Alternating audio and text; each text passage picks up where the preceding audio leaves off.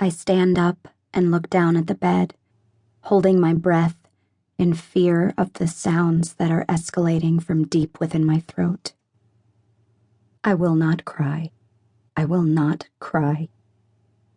Slowly sinking to my knees, I place my hands on the edge of the bed and run my fingers over the yellow stars poured across the deep blue background of the comforter.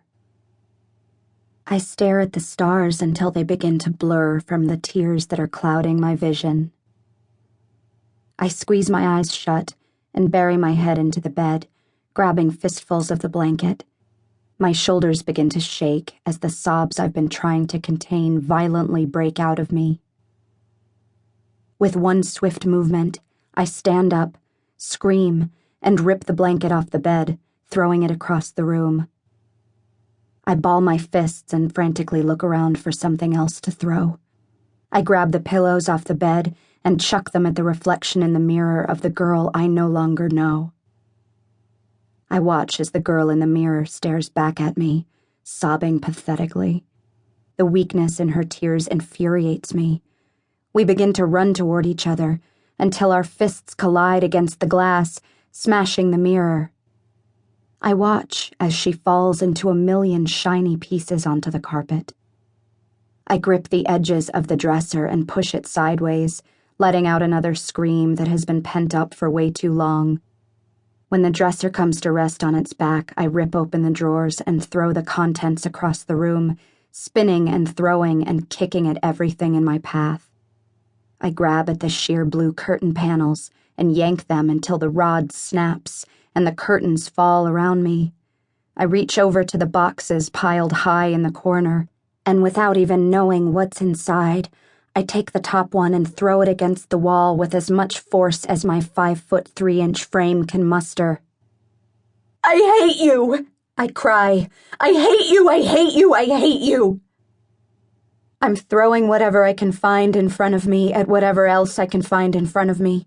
Every time I open my mouth to scream, I taste the salt from the tears that are streaming down my cheeks. Holder's arms suddenly engulf me from behind and grip me so tightly I become immobile. I jerk and toss and scream some more until my actions are no longer thought out. They're just reactions. "Stop," he says calmly against my ear, unwilling to release me. I hear him, but I pretend not to, or I just don't care. I continue to struggle against his grasp, but he only tightens his grip. "Don't touch me!" I yell at the top of my lungs, clawing at his arms. Again, it doesn't faze him. "Don't touch me, please, please, please." The small voice echoes in my mind, and I immediately become limp in his arms.